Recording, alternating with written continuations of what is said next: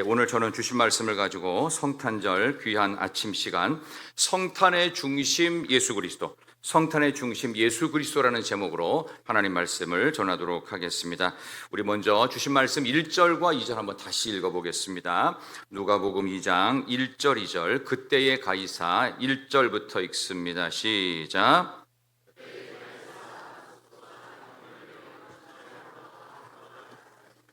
이 호적은 구레뇨가 수리아 총독이 되었을 때에 먼저 한 것이라. 아멘. 오늘 1절과 2절의 내용을 갖고 우리 인생의 중심이고 또 이 성탄절이 온 인류에게는 구원의 첫 번째 시간, 그래서 이 성탄의 중심은 바로 예수 그리스도다. 이것을 오늘 말씀드리려고 합니다. 여러분, 메리 크리스마스라는 표현이 요즘에는 많이 좀 사라진 거 아시죠? 뭐라고 이걸 바꿨죠, 단어를? 세상에서는 크리스마스라고 하면 특정 종교 편향성이라는 그런 얘기를 하면서 뭘로 바꿨죠? 해피 할러데이로 바꿨어요. 그렇죠? 그래서 어느 날부턴가 크리스마스 캐롤이 주변에 잘 안 들리기 시작했습니다. 그것도 이제 음원에 대한 저작권도 되게 됐지만 교회에 대해서 너무 과하게 한다라는 그런 얘기들에 대해서 자꾸 너무 신경 쓰다 보니까 그런 일이 있었는데, 중요한 건 우리 예수 믿는 사람들은 예수님이 우리의 인생의 주인이시고 예수님이 우리의 삶의 중심인 줄로 믿습니다. 그래서 오늘 이 이야기를 해드리려고 하는 것입니다. 예수님은 우리의 시간과 역사의 센터가 되시는 분이세요. 기원 전과 기원 후를 나눌 때 영어로 BC라고 해서 Before Christ, 주님이 오시기 전과, 그 다음에 AD라고 하죠. AD는 뭐죠? 어떤 분은 애프터라고 하는데 애프터가 아니고요, 라틴어로 아노 도미나이, 그래서 주님의 때, 주님의 시간, 주님의 그 어떤 타이밍, 그런 식으로 해서 BC는 주님 이전의 시간인데 이제는 주님이 오신 다음에 주님의 시간이니까 적극적으로 주님께서 역사하시는 시간, 그것을 AD, 그래서 우리가 벌써 AD 2025년이 지나가고 있어요. 굉장히 중요한 의미가 있겠죠. BC는 좀 과하게 말한다면, 별 의미가 없다면 AD는 이제부터 진짜 의미 있는 시간이 시작되었다. 주님 오신 이후에는 2025년이니까 주님 오신 지 이렇게 긴 2000년 넘는 시간 동안 이제는 말세를 보내고 있어요. 말세의 타이밍의 시작은 예수님이 처음 오셨을 때, 그리고 말세에 끝나는 날은 주님이 재림하시는 날, 이 모든 기간이 다 말세라고 이야기하죠. 그렇다면 무엇을 강조하기 위해서 BC와 AD가 나눴을까? 하나의 중심, 센터이신 예수님 중심성이에요. 성경의 중심도 예수 그리스도, 우리의 인생의 중심도 예수 그리스도, 성탄의 주인공과 중심도 예수 그리스도, 거기에 집중되어야 할 줄로 믿습니다. 10계명의 첫 번째 계명이 너는 나 외에 다른 신을 내게 두지 말랍니다. 세례를 받으신 분들은 10계명을 다 외우셔야 돼요. 도적질하지 말라가 몇 번째 계명입니까? 7번째인지 8번째인지 6번째인지 헷갈리시죠? 이런 순서도 다 알고는 있어야 돼요. 그게 10계명이라는 것도 좀 알고 있어야 돼요. 우리는 기본에서 흔들리니까 자꾸 흔들리는 거예요. 우리가 직분을 처음 받았을 때 내가 왜 장로직을 받았으며, 내가 왜 권사직을 받았고 안수집사직을 받았고, 내가 왜 교사직을 받았는지, 내가 왜 부장이 됐고 회장이 됐는지, 이 기본의 마음은 모르고 자꾸 너무 앞서가기만 해서 기초가 흔들리는 이들이 생각보다 많더라고요. 그래서 오늘 이 말씀을 전하면서 과연 우리의 중심이 예수 그리스도이신지 우리 성탄절에 확인하는 시간을 좀 갖겠습니다. 그런데 마귀가 이 첫 번째 계명인 나 외에 다른 신을 두지 말라, 이거 예수 중심, 하나님 중심인데 이거를 흔들게 하기 위해서 의심을 자꾸 만듭니다. 마귀는 우리의 인격의 지성, 감성, 의지를 전부 다 공격해요. 그래서 뭘로 이걸 갖다가 합리화시키냐면, 나는 원래 고집이 센 게 아니라 마귀한테 잡힌 거라니까요. 난 죽어도 순종 안 해. 지 고집이 센 게 아니에요. 마귀한테 잡히면 그렇게 돼요.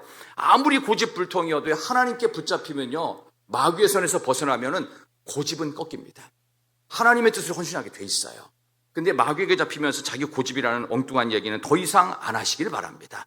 그래서 필요한 게 뭐냐? 이런 고집불통이면서 교회 다니는 사람들에게 성령이 우리의 연약함을 도우시나니, 로마서 8장 26절의 말씀을 무조건 기억해야 됩니다.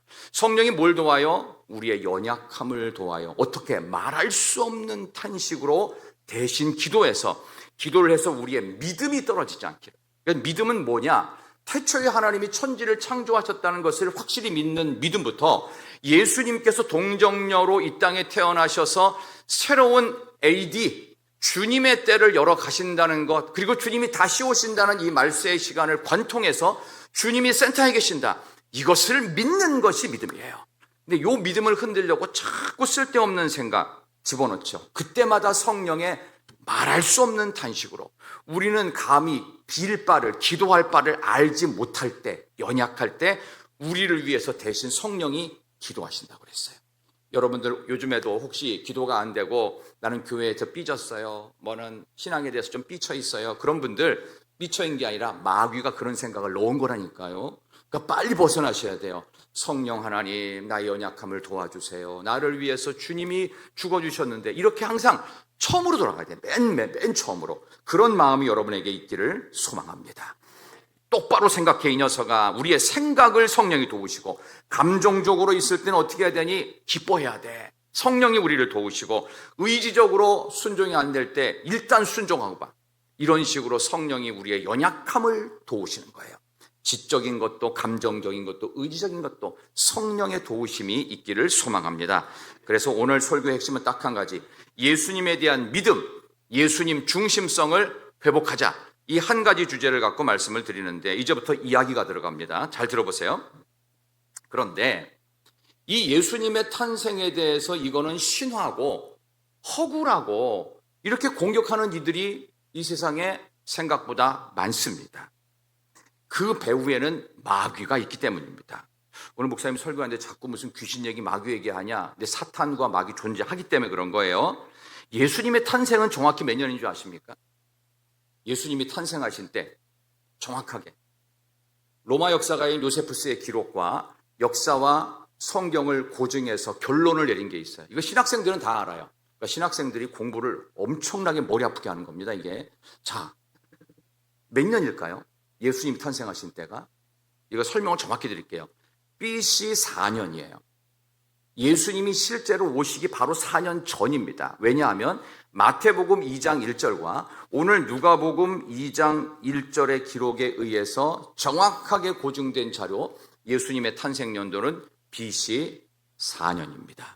그러니까 실제로 빵년이 아니고 BC 4년에 태어나신 거예요. 좀 더 들어보세요.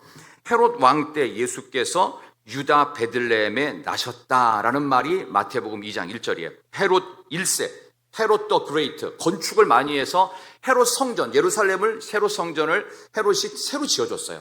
그래서 그 헤롯 대왕이 BC 4년에 실제로 예수님이 태어나실 때 그가 내렸던 명령이 있어요. 모든 유대 지역에 있는 아이들 중에 2살 이하 애들은 다 죽여라. 유아 학살령을 내립니다. 이게 엄청난 일이었어요.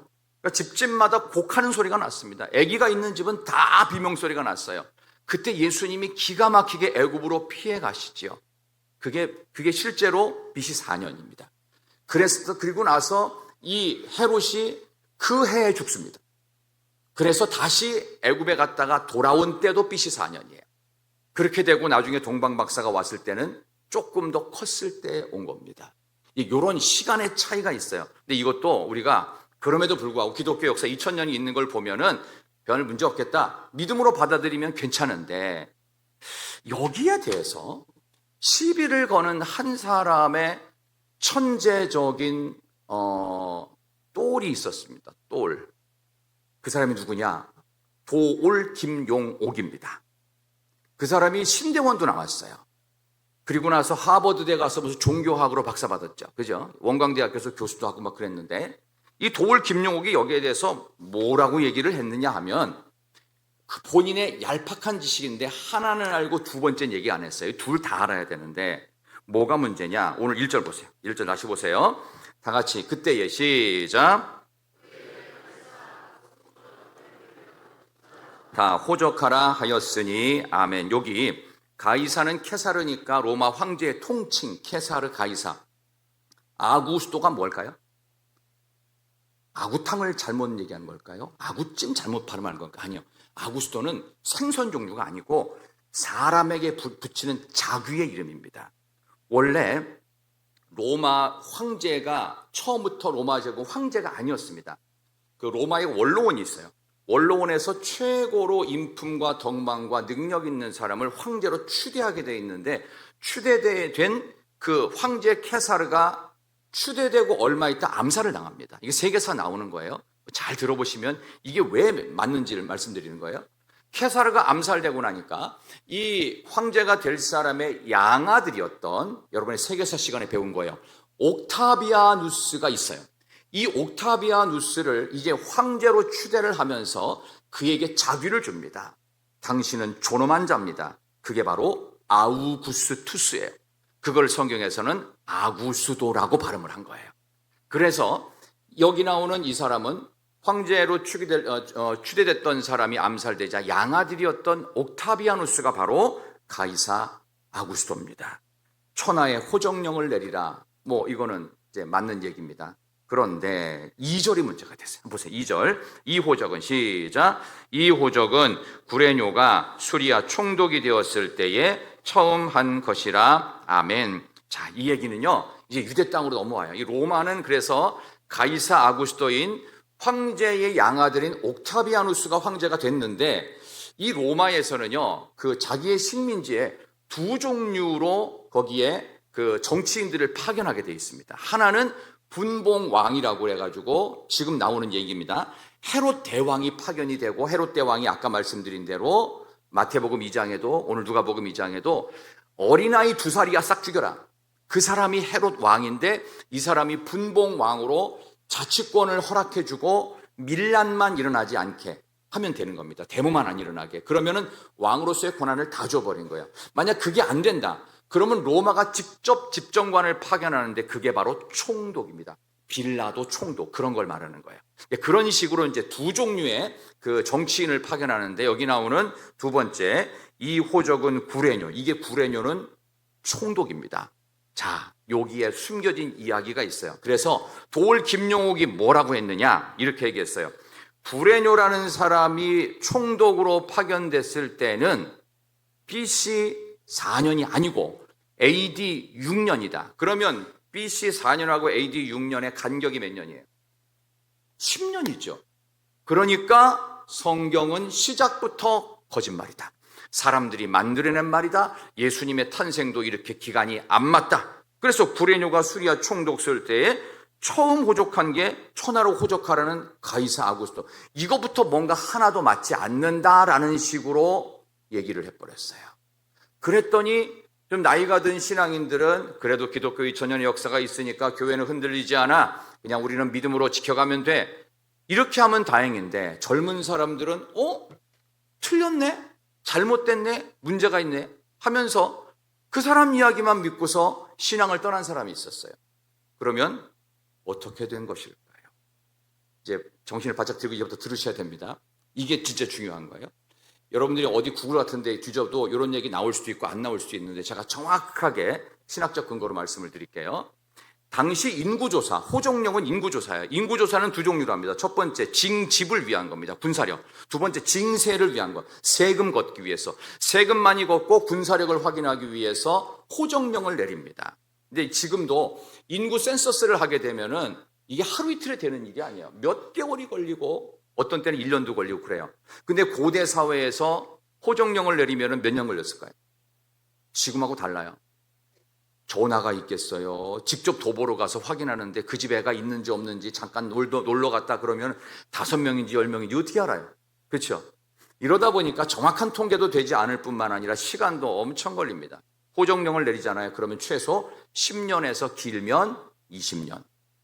그러니까 여기서 나오는 한 가지 단어만 해결하면 이게 예수님의 탄생이 정확하게 BC 4년하고 일치하게 만들면 됩니다. 근데 한 가지 단어가 걸리는 게 뭐냐? 2절에 보면은 이 호족은 구레뇨가 수리아 총독이 되었을 때 처음 한 것이라. 처음. 이 처음이라고 하는 프로토스 헬라어를 잘못 해석한 거예요. 누가? 돌 김용옥이. 모르는 게 아니에요. 아닌데도 불구하고 본인이 한 가지 뜻만 해석을 한 거예요. 한 가지 뜻만. 그러니까 여러분들 이런 거 있죠. 이걸 좀 적용해 볼게요. 지금 우리가 21세기입니다. 22세기나 23세기쯤이 이제 오겠죠. 주님이 그 전에 오실 수도 있는데 어쨌든 주님 오실 날은 모르니까 22세기, 100년 지난 사람들이 21세기 한국 사람들의 단어 사용법에 대해서 연구를 했다고 칩시다. 그러면 우리가 가끔 쓰는, 따라합시다. 오빠, 시작. 오빠. 자, 오빠 사용법에 대해서. 자, 오빠는 어떻게 사용되어 있냐? 첫 번째, 같은 부모 사이에 태어나서 손 아래 있는 여자가 손 위 남자를 부르는 호칭. 아, 이거 어려웠어요. 이거 조사하느라고. 손 아래 있는 사람이 손 위 남자를 향해서 같은 부모 밑에 있는 사람이 부르는 호칭. 오빠야. 뭐 이런 거예요. 이런 거. 오빠. 근데 이거 하나만 쓰입니까? 용례가 2개 더 있어요. 두 번째는 뭐냐? 남남인데 나이 어린 여자가 나이 많은 남자를 부르는 호칭으로 아무한테나 부르지는 않음. 이것도 맞죠? 또 하나가 있습니다. 종종 남편을 오빠라고 부르는 이상하고 특이하고 특별하고 개성 있는 여자도 있었음. 100년 전에 우리의 모습을 21세기 사람들이 이렇게 얘기할 수 있겠지요. 그렇다면 여기 나오는 처음이라고 하는 프로토스라는 헬라어는 뜻이 첫 번째, first도 있어요. 그것도 맞아요. 근데 또 하나 뜻이 있어요. 그게 뭔지 아세요? 이전에, previous. 이전에 호적한 것이라. 그러면 여기 나오는 구레뇨는요, AD 6년에 부임해서 AD 9년에 잘려요. 그래서 로마가 돌아오라고 합니다. 그래서 그 자리가 박탈됩니다. 그러니까 BC 4년부터 시작해서 아무리 길어도 13년입니다. 그렇죠? 그러면 또 다른 호정령을 내릴 리가 없는 거예요. 10년에서 20년이 걸리는데요. 그렇죠? 인구조사를 하는 것 자체가. 그러니까 지금 이 첫 번째로 처음 한 것이라는 말은 이미 BC 4년부터 해왔던 호정령이 계속되고 있었다는 뜻이 맞습니다. 그래서 예수님의 탄생은 BC 4년이 만든 것입니다. 가끔 여러분 유튜브 같은 데 보시면은 엉뚱한 그런 얘기들을 막 하시는 분이 있고, 뭐 11조가 어떠니, 예수님의 탄생이 어떠니, 동정녀가 어떠니, 뭐 기적이 있었니 없었니, 옛날에 선지자가 무슨 불을 떨어뜨렸니, 뭐 불심판이, 소돔과 고모라, 이런 거 갖고 막 이렇게 약간 장난스럽게 얘기하면서 하나만 얘기하고 2개 얘기 안 하는 사람이 있어요. 그러니까 도울 김용옥 선생의 얘기는 하나는 맞는데 2절 해석을 안 해준 거예요. 그러니까 사람들이 헷갈린 거죠. 그러니까 성경은 문제가 있다. 문제가 있는 게 아니라 그 사람이 문제가 있는 거예요. 그러니까 우리는 이것을 어떻게 해요? 믿음으로 받아들이면 된다. 결국 이거를 왜 이렇게 하는 것일까요? 딱 하나요. 대중의 무지함을 이용해서 얄팍한 지식으로 속이는 것입니다. 목적은 예수님에 대한 믿음을 깨뜨리는 겁니다. 이런 일들이 지금 엄청나게 많이 일어나고 있어요. 온갖 이단들이 종교 천재들이에요. 그 사람들은 결국은 뭐 무슨 조사한다, 선물 준다, 뭐 한다, 내가 뭐 해주겠다 하고서 들어가 보니까 나중에 엉뚱하게 자기 교주를 갖다가 막 높이고 앉았고, 뭐 이런 일들이 생기는 게 뭐예요? 얄팍한 지식으로 그 사람을 속이는 겁니다. 그러니까 여러분들, 우리 전도사님들이 젊고 그렇지만 이분들이 이런 거에 대한 배경 지식을 다 알고 있는 거예요. 대단한 사람들이에요. 전도사님들. 신학교 갔다는 게 그냥 가는 게 아니에요. 이런 엄청난 걸 다 깔고 가는 거예요. 세계사와 헬라의 철학과 그 다음에 지금 쓰지하고 있는 헬라어와 히브리어를 다 완벽하게 파싱도 하고, 이게 분석하는 걸 파싱이라고 그래요. 이런 것들을 하면서 성경 하나하나를 풀어가기 때문에 이걸 여러분들이 못하잖아요. 그러니까 우리 같은 목회자들이 이거를 해주는 것입니다. 그래서 여러분들 오늘 이 말씀을 들으시면서 혹시라도 마음속에 크리스마스에 대해서 엉뚱한 이야기를 하는 분들이 계시거든 교무실로 신고를 하십시오. 그러면 제가 그 부분에 대해서 명확하고 명쾌하게 답을 드리겠습니다. 우리 잊지 마십시다. 성탄절의 중심은 예수님이시다. 그분이 우리에게 중심이 되시고 인생의 모든 기준이 되시는 줄로 믿습니다.